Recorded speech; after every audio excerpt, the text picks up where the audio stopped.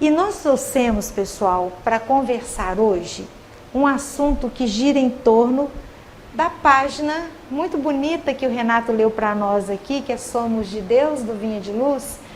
E exatamente porque nós pensávamos em tudo aquilo que Emmanuel pontuou no texto, dessas nossas dificuldades que a gente vai vivenciando e que vai, de certa forma, nos desconectando da nossa paternidade divina, naqueles instantes em que a gente sente que o fardo está tão pesado que parece que nós estamos caminhando em profundo desamparo.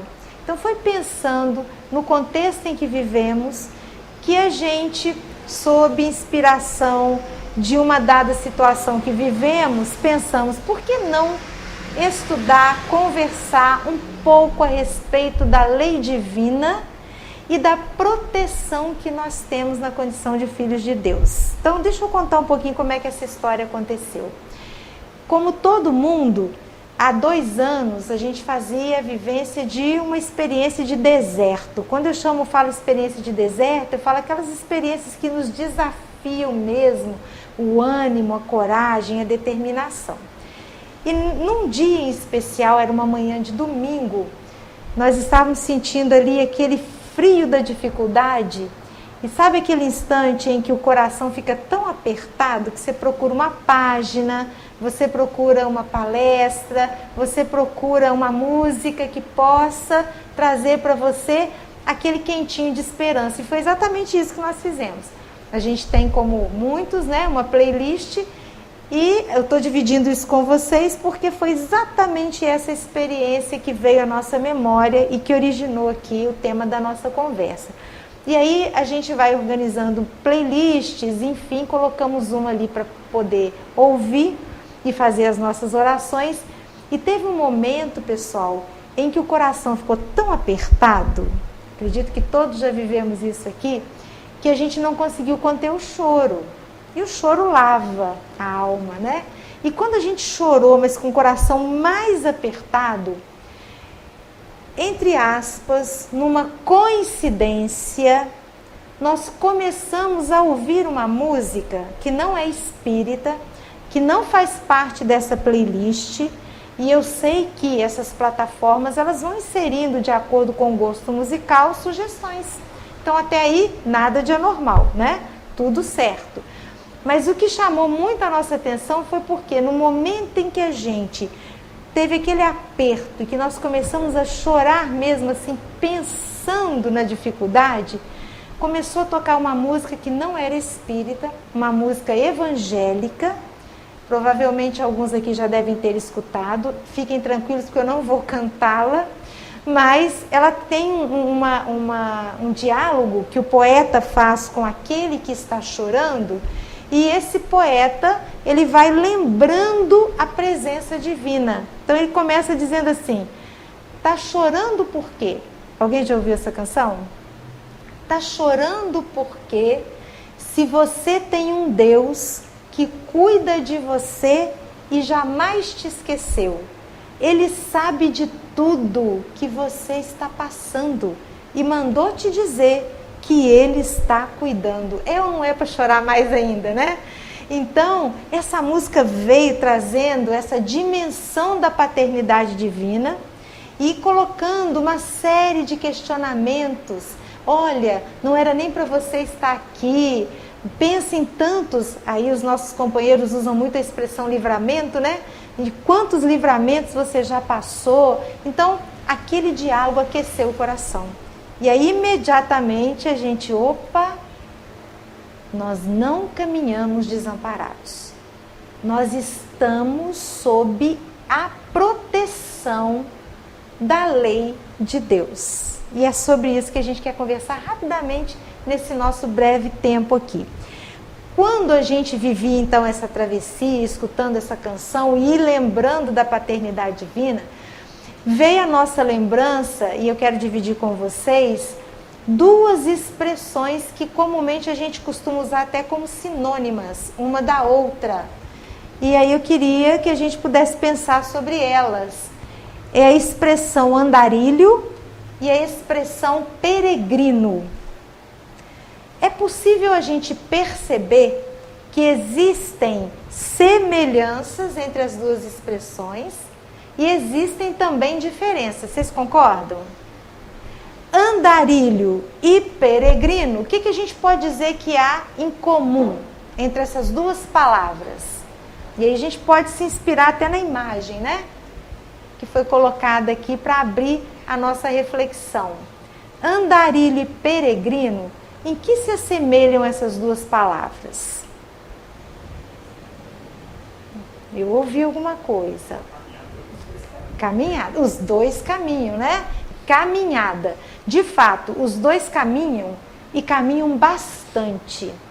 E nessa caminhada, porque caminham bastante, todos os dois também podem machucar os pés nessa caminhada, nessa jornada. Todos os dois, tanto o andarilho quanto o peregrino, eles colecionam aprendizados. Eles também colecionam registros de memórias que vão ficar ali inesquecíveis. Todos os dois veem muita coisa. Mas existe uma diferença entre o andarilho e o peregrino. O andarilho é aquele que o dicionário traz como o que caminha sem um ponto certo de chegada. É aquele que está sempre partindo exatamente porque ele não consegue localizar um local determinado para fazer pouso. Diferente do peregrino. O peregrino, ele sabe onde ele quer chegar. E enquanto ele vai naquele processo de caminho, de caminhar, ele vai atento, grande parte das vezes, mas olha que interessante, o peregrino também pode viver momentos de desatenção.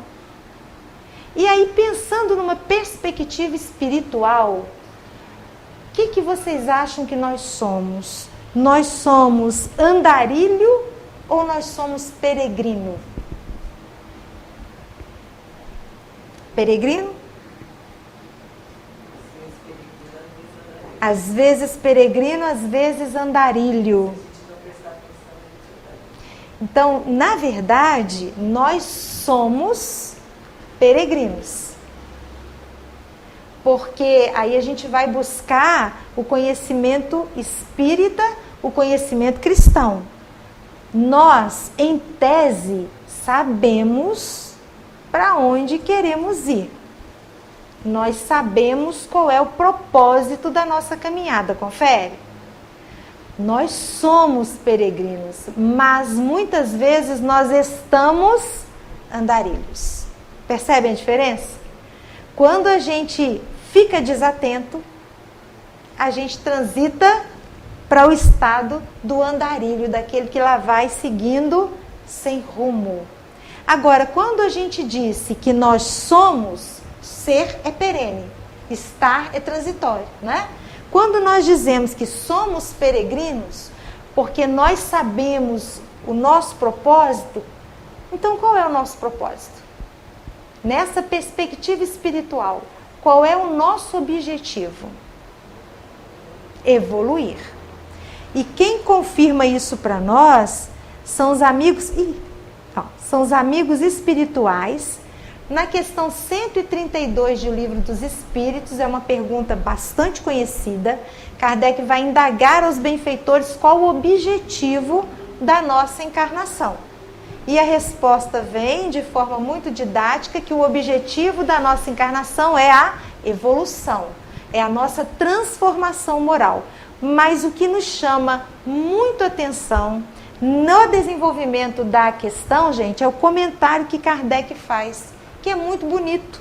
Olha o que o codificador propõe após a resposta dos amigos espirituais. É assim que, por uma lei admirável de sua providência, ou seja, por uma lei admirável da providência divina, tudo se encadeia. Tudo é solidário na natureza, nós até destacamos, tudo é solidário na natureza. Isso dá um quentinho no coração, isso traz um conforto, porque mesmo que nos sintamos sós, efetivamente nós não estamos sós. o socorro do alto ele chega das mais variadas formas. Olha o exemplo que a gente deu aqui, muito singelo, no começo da nossa conversa, né? Uma música de uma outra corrente religiosa que veio aleatoriamente numa playlist exatamente no momento em que a gente mais precisava da pergunta: tá chorando porque se você tem Deus?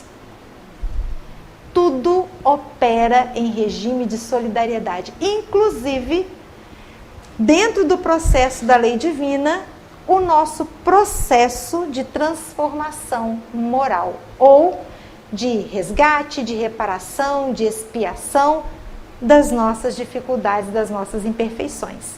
Então, a gente vai fazer um passeio aqui num diálogo bonito que aconteceu entre Allan Kardec e os amigos espirituais em O Livro dos Espíritos, e esse diálogo ele é gigantesco. Só para que a gente tenha uma ideia, ele compõe a primeira parte das leis morais. Vai da questão 614, só um trechinho, hein, gente? 614 a 648 de O Livro dos Espíritos. É Kardec batendo um papo com os amigos espirituais sobre quais são as características da lei de Deus e como é que eu tomo conhecimento da lei de Deus. Parece fácil, mas dá um nó na cabeça. A gente vai sentindo a nossa limitação como ser relativo em entender aquilo que é absoluto. Mas não se preocupem, viu, gente, que eu não vou despejar de 614 a 648 aqui, não. Nós pegamos pouquíssimas questões e fizemos só recortes para a gente poder desenvolver aqui a nossa conversa. Então, vamos passear aí no diálogo de Kardec com os amigos espirituais. A gente começa na questão 614, em que Kardec vai perguntar a respeito do que é a lei de Deus. E ali na resposta dos benfeitores a gente vai entender que a lei natural é a lei de Deus. Então, quando se fala em lei divina, ou quando se fala em lei da natureza ou lei natural, é tudo a mesma coisa. Exatamente a mesma coisa. Uma única coisa. A lei de Deus, ela indica o que o espírito deve ou não fazer. Quando a gente lê aquele trechinho ali, parece que a gente vira um robozinho, né? Tem que fazer isso, não posso fazer isso. Mas não é assim, não. Existem as nuances entre o que eu devo e o que eu não devo fazer. Por exemplo, como o meu conhecimento entre bem e mal, certo e errado. Será que tudo é tão quadradinho assim, tão dicotômico, né? Então, ali a gente vai entender esse processo do que eu devo, o que não devo fazer. E o espírito só se torna infeliz porque se afasta da lei de Deus. Então a gente toma conhecimento lá na questão 614 a esse respeito. Nas questões 617 e 617A, nós vamos aprender que todas as leis da natureza são leis divinas. E olha que bacana, eu não sei vocês, mas eu, por um bom tempo, eu sempre pensava assim, lei de Deus é aquela que cuida do aspecto moral. E pronto. Mas olha o que os espíritos dizem. Entre as leis divinas, nós podemos contar com duas categorias de leis. E todas essas duas categorias pertencem a esse campo das leis divinas. Existem as leis que regulam o movimento e as relações da matéria bruta, no sentido que a gente entende matéria, e aí os amigos espirituais estão se referindo às leis físicas, aquelas que a ciência da Terra estuda, a ciência dos planetas estuda. Exatamente essas leis. Então, as leis físico, químicas, biológicas, né? Que estuda a gravidade, tudo isso compõe uma parte da lei de Deus que cuida das leis físicas. E a segunda categoria é aquela que vai tratar das leis morais. Dentre essas leis morais, a gente tem o espírito, nós e a nossa relação com Deus, nós e a nossa relação conosco mesmo, e nós e a nossa relação com o outro, o que caminha conosco. Então, a gente vai aprender naquelas duas questões. Na questão 619, Kardec, muito curioso, e imagino eu, né, que a cabeça dele ali, como bom estudioso, também já devia estar assim dando uns nós. Ele vai procurar desfazer o nó perguntando a respeito da compreensão da lei de Deus. E aí os espíritos dizem assim: todos podem conhecer a lei de Deus, mas nem todos ou todas as pessoas podem ainda compreendê-la. Faz sentido para nós? Nós estamos no conhecimento da lei de Deus, mas a gente compreende integralmente a lei de Deus? A gente consegue compreender? Na verdade, para a gente chegar na compreensão da lei de Deus, a gente tem que avançar alguns mundos ainda, né? Quando fizermos parte da equipe de espíritos puros, onde estão os Cristos, comunidade da qual Jesus faz parte, nós chegaremos na compreensão da lei de Deus. E não só compreenderemos a lei de Deus, e isso nós temos lá em A Gênese, né? Nós também vamos penetrar no pensamento de Deus. Não é mandar no pensamento de Deus, mas é receber a vontade de Deus diretamente do pensamento dele, conforme Jesus recebia. Para nós já é complicado entender esse processo, não é? Então, a gente ainda está no processo de conhecimento da lei, mas a gente ainda não tem um alcance de compreendê-la na totalidade. O que a gente sabe da lei de Deus? Que ela é uma lei eterna e imutável, como o próprio Deus. E para encerrar esse conjunto de questões do Livro dos Espíritos, nós fechamos com uma que a partir de agora vai conduzir a nossa prosa. É uma questão muito famosa, é a questão 621, e eu tenho certeza de que, antes mesmo de que eu a coloque aqui, só de sinalizar do que ela trata, vocês já vão saber a resposta. Porque Kardec vai perguntar assim: tudo bem, a lei é eterna, ela é imutável, a lei divina ou natural são uma coisa só, as leis de Deus se dividem em duas categorias, aquelas que regem a matéria bruta, aquelas que regem o aspecto moral. Eu sei que nós conhecemos, mas não compreendemos integralmente essa lei, tudo bem. Mas cadê essa lei? Onde está escrita a lei de Deus? Já ouviram essa pergunta? É a questão 621. Onde está escrita a lei de Deus? Nem fiz mistério, porque a resposta é muito conhecida. A resposta é essa daí: a lei de Deus está na consciência. E aqui, gente, tem encrenca para nós. Aqui já tem encrenca para nós. Vamos parar um pouquinho para a gente pensar. Quando nós fizemos as nossas primeiras encarnações aqui no planeta, quando o planeta Terra em si, não necessariamente nós, ele começou a receber os seus primeiros habitantes, ele era colocado, já informa para nós o capítulo 3 do Evangelho segundo o Espiritismo, na categoria de um mundo primitivo. Na escala dos mundos, é um mundo primitivo. O nosso mundo é conhecido como mundo de provas, ou seja, são 5 categorias gerais. Claro que existem variações, mas no geral são 5 categorias de mundos habitados: mundos primitivos, mundo de provas e expiações, mundos de regeneração, mundos felizes e mundos celestes. Ó, abaixo de nós só tem um. Nós somos o 2 de 5. É muito importante que a gente saiba disso. Nós somos o 2 de 5. Não é para a gente ficar para baixo, não. Pelo contrário. Daqui a pouquinho a gente chega lá. Nesse mundo primitivo aqui, passando para o mundo de provas e expiações, o que acontecia conosco? Qual era a nossa forma de pensar? Quando a gente vinha vencendo o mundo primitivo, transitando para o mundo de provas e expiações, nós tínhamos por hábito, e creio que a gente ainda tem, estamos batalhando para vencer esse hábito, de imaginar ou de pensar, a nossa noção de mal é de que o mal, ele vive fora e ele quer habitar dentro. Essa é a concepção que a gente carregou por um bom tempo e nós estamos aí batalhando para nos libertar dela. A de que o mal é algo externo e que faz força e muita na nossa cabeça para habitar dentro de nós. Onde é que a gente encontra isso muito marcado? Só para exemplificar. Quando a gente busca a história alegórica da criação do primeiro homem e da primeira mulher, nós vamos encontrar lá a alegoria de Adão e Eva.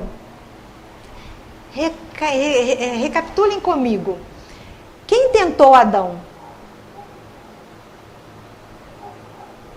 Na história bíblica, quem que tentou Adão? Adão. Foi a serpente que tentou Adão? Foi a Eva. Eva tentou Adão. Quem tentou Eva? Aí a serpente. Reparem, Adão foi tentado. O mal veio de quem? Da Eva. Eva foi tentada. O mal veio de quem? Da serpente. Repare que culturalmente a gente sempre tende a colocar o mal como algo externo a nós, fora de nós. Mas a doutrina espírita, o Evangelho de Jesus, eles vêm colocar uma outra concepção, é uma outra noção. O mal não está fora. Onde é que está o mal? O mal é o quê? Ausência de bem. Onde é que está a ausência de bem? Em nós. Hein? No andarilho, perfeita ligação. Quando nós transitamos naquela condição de andarilho, nós estamos aí, conforme Tiago vai dizer, né?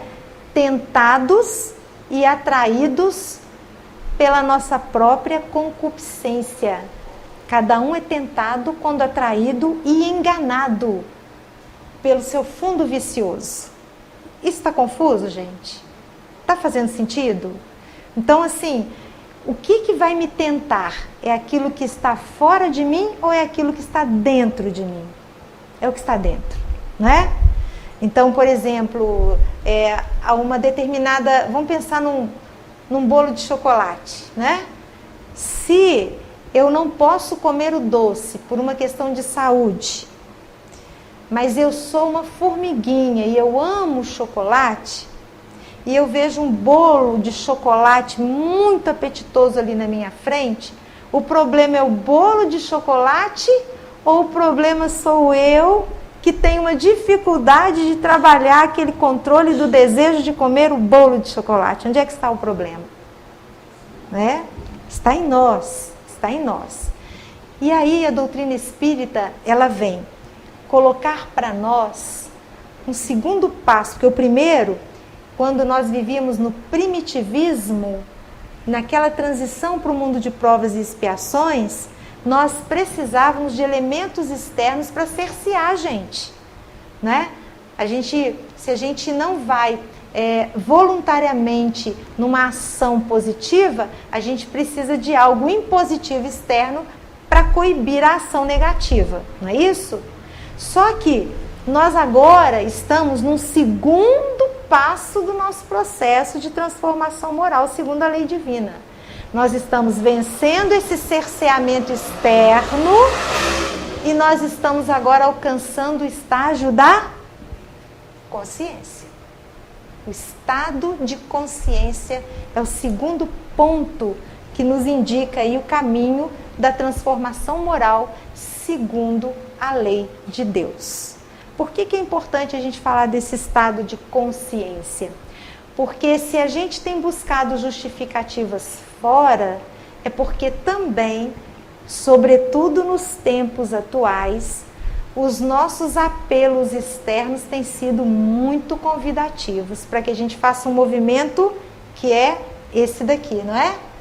Em vez de a gente fazer um movimento para dentro de nós, qual é o movimento que nós tendemos a fazer com muitas distrações que o mundo propõe? Um movimento para fora. A responsabilidade é das atrações que o mundo oferece? Não. A responsabilidade é minha, que não estou querendo fazer um movimento para dentro por diversas razões. Por diversas razões. Segundo Joana de Ângeles, na sua série psicológica, muitas vezes nós temos receio de fazer um movimento para dentro, porque nós também temos receio de conseguir identificar as causas E aí a gente vai precisar combater essas causas. E a gente já caminha num ciclo de recapitulação de experiência. A gente vai repetindo, porque a gente prefere repetir aquilo que a gente já conhece. É mais confortável para nós.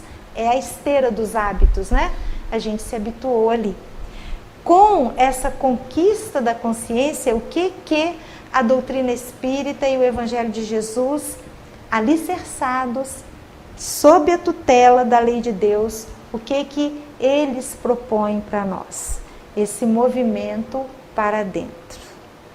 E ao fazer esse movimento para dentro, para a gente encontrar em nós essa lei de Deus, nós precisamos de alguns requisitos que Joana de Ângeles vai colocar para nós no capítulo 1 de um livro muito bonito chamado Ilumina-te. Ali Joana de Ângeles vai colocar assim: a fim de abastecer-se de energias, se referindo a nós espíritos, né? O espírito necessita, porém, de silêncio, de meditação, de algum tempo no deserto. É tudo que a gente tem conseguido fazer com facilidade hoje, não é? Silêncio. Vocês já viram que se tiver tudo quietinho, a gente fala, nossa gente, que é isso? Passou um anjo aqui? Por que está todo mundo quieto? Aconteceu alguma coisa? A gente tem dificuldade do silêncio. Se a gente tem dificuldade do silêncio, a meditação fica mais complicada ainda. E um tempo de vivência no deserto. A gente já vai entender a Joana aqui. Esse trechinho dessa página, particularmente para mim, é o que mais me movimenta. Olha o que a benfeitora coloca. Sempre se ouvem as árvores quando tombam na floresta, porque fazem barulho. Mas olha aqui. Mas nunca se escuta o seu crescimento expressando vida. Ela usa uma linguagem figurada para falar da escuta do crescimento da árvore, porque uma árvore crescendo, em tese, não faz barulho. Como é que eu percebo uma árvore crescendo? Observação, paciência, cuidado, olhar. Agora a árvore que cai eu escuto. Olha a nossa dificuldade do silêncio. E finalmente ela diz, esse silêncio, portanto, é tão importante para o espírito quanto o são, olha isso gente, o pão e a água para o corpo.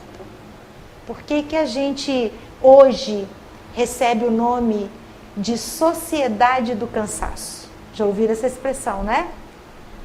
Um filósofo sul-coreano, o nome dele eu tento gravar, mas me desculpem, sempre esqueço. São 3 nomezinhos pequenininhos. Mas esse filósofo sul-coreano, que até organizou essas ideias no livro chamado A Sociedade do Cansaço, vai dizer as razões do nosso cansaço, porque nós viramos uma sociedade de performance externa. A gente quer performar o tempo todo. A gente foge desse movimento para dentro.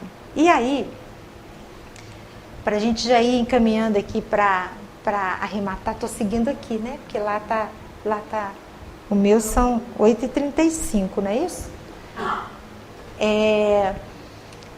E aí, pessoal, para que a gente possa voltar para esse estado da consciência, identificando a lei de Deus, para que a gente faça esse movimento para dentro, por que ele é importante, por que esse movimento é importante, nós necessitamos de silêncio, de meditação, de paciência, para a gente dar conta. Por que nós estamos falando isso? Lembram que eu disse que nós éramos o 2 em 5? Vamos pensar por quê, né? Por que é importante a gente lembrar disso? Que nós somos o número 2 na escala dos 5 aí. Quando se fala em transformação moral, que é lei divina, está lá, né? Questão 132 do Livro dos Espíritos. Quando se fala em transformação moral, a nossa visão a esse respeito ela é muito simplificada. A gente reduz muito esse processo que é tão complexo. O que a gente já consegue fazer? A gente consegue já identificar que a gente é orgulhoso, confere? a gente consegue identificar que a gente é vaidoso. Confere? Eu não vou nem pedir para levantar a mão quem é orgulhoso, porque eu sei que sempre causa constrangimento, porque a gente já sabe que é mesmo, né? Todo mundo aqui sabe que é invejoso, não sabe? Todo mundo sabe que é egoísta. Todo mundo sabe que é arrogante. Renato, eu não quero que ninguém saia chateado daqui não, tá? Eu vou amarrar essa bagunça que eu estou fazendo aqui já já. Isso a gente já sabe. Isso está na nossa consciência. Agora é uma pergunta que é uma pegadinha, viu, gente? Qual é o nosso propósito então, já que nós sabemos de tudo isso que nós somos? Por que nós estamos aqui? Melhorar, né? Nós estamos aqui, 2025, na atual existência, para a gente acabar com o nosso orgulho. Aí, esse está atento. Olha o que ele diz, veja bem. Nós não estamos aqui para vencer o nosso orgulho, gente. Nós não estamos aqui para vencer a nossa vaidade, para vencer a nossa arrogância. E nem para achar, eu estou aqui para me conhecer, para eu descobrir que eu sou orgulhoso. Não, a gente já descobriu isso. Isso a gente já venceu. Na verdade, vencer o orgulho, vencer a vaidade, vencer a inveja, vencer a arrogância, o ciúme e tantas outras coisas, não é projeto de uma existência. De várias existências. Então, nesta atual, qual é o meu propósito? É saber trabalhar o orgulho que eu já identifico em mim, de maneira que ele seja algo que se converta em ação positiva. Vou dar um exemplo, porque a gente fica pensando assim, como é que eu vou converter o orgulho em algo positivo? Vou pegar a arrogância, tá? O fato de eu estar aqui à frente, falando, eu chamo de estudo, de conversa, do que seja, é um ato meu de arrogância. Mas uma arrogância num sentido positivo. Por quê? Porque se eu estou aqui, qualquer um de vocês, eu estou usando a mim como exemplo, porque eu estou aqui neste momento. Mas o Renato, né, qualquer um de nós aqui que estejamos à frente de um grupo de estudos, de uma reunião pública, falando alguma coisa, é porque a gente de alguma forma se preparou, a gente leu, a gente estudou e a gente acha que a gente consegue falar. Que a gente tem a habilidade de falar, de partilhar. Isso é um ato de arrogância que poderia me fazer encolher. Eu poderia dizer assim, não vou lá falar não, porque sei lá se ao final da minha fala alguém vira e comenta para o outro assim, nossa, mas que estudinho fraco, que fala ruinzinha que aquela pessoinha tem, né? Não vou não, porque eu não quero sentir essa dor, eu não quero sentir essa ferida. É uma arrogância minha que aciona uma vaidade e que me faz encolher.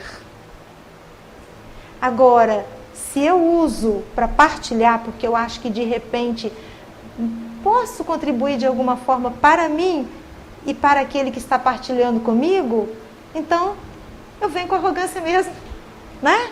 A gente vem com arrogância mesmo. Deu para entender? Ou ficou confuso?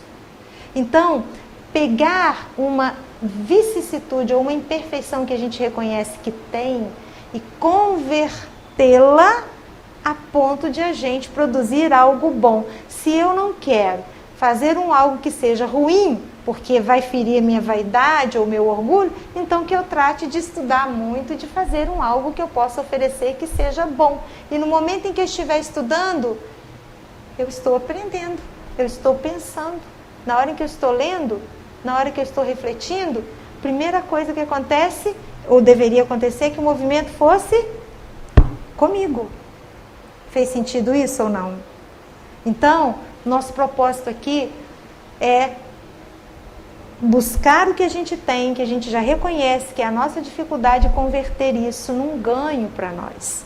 E depois, no processo das existências, é que a gente vai burilando esse orgulho, burilando essa vaidade, melhorando essa arrogância e convertendo em virtudes, em outras virtudes. E é muito importante que a gente tenha cuidado ao pensar nisso, gente, porque a gente é sempre assim, né, muito extremo nas coisas. Então, se eu me reconheço orgulhoso, eu já penso logo no contrário do orgulho, que seria... Contrário de orgulho? Humildade? Tá vendo? É natural, eu também achava, tá? Eu também achava isso. A gente joga logo para os extremos. Virtude não é extremo.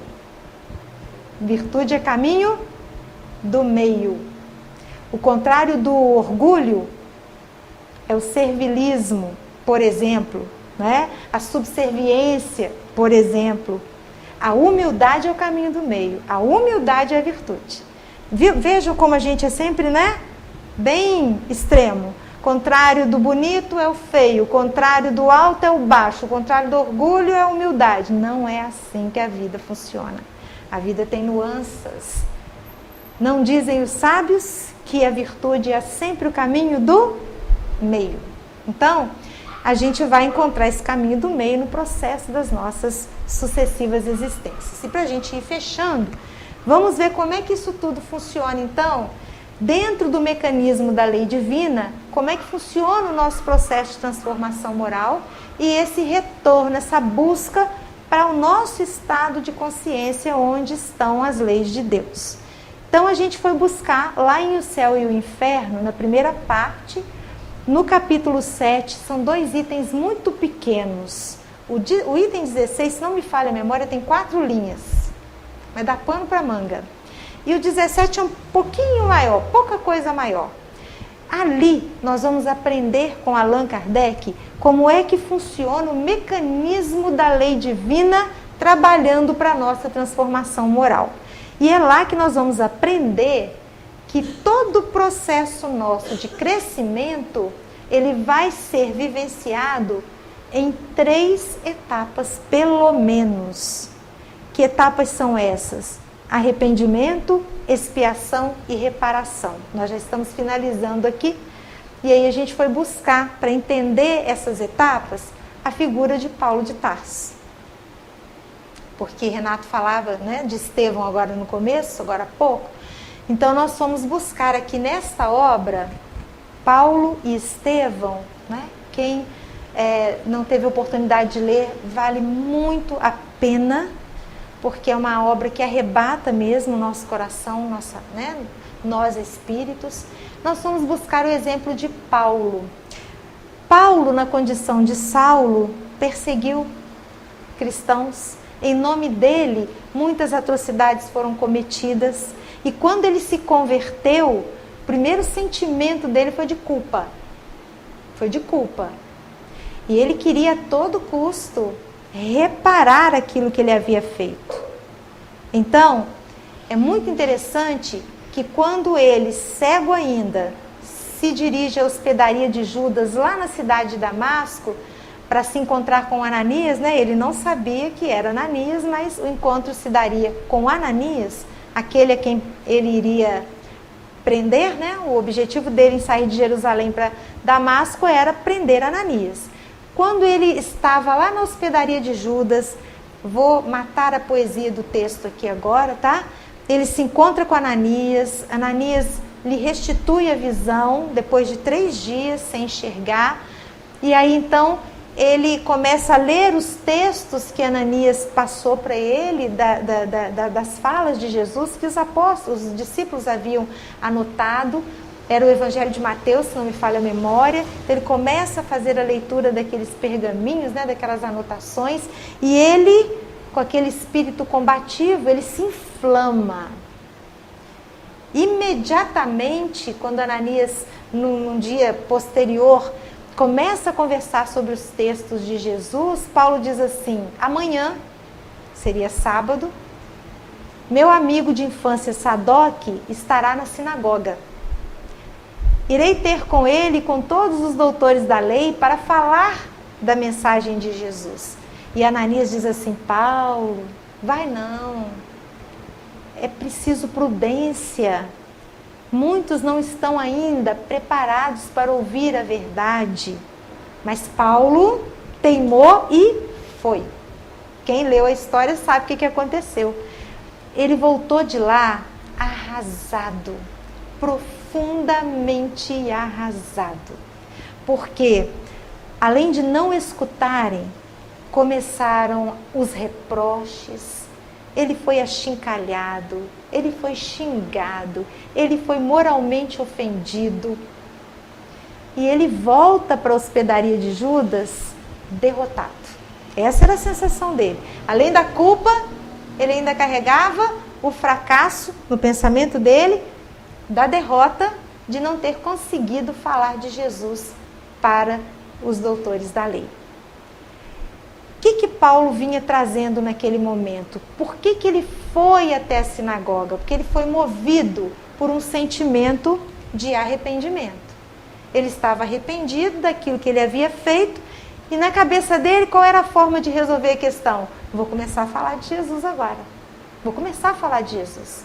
Então aquele arrependimento o movimentou para aquela situação. Porém,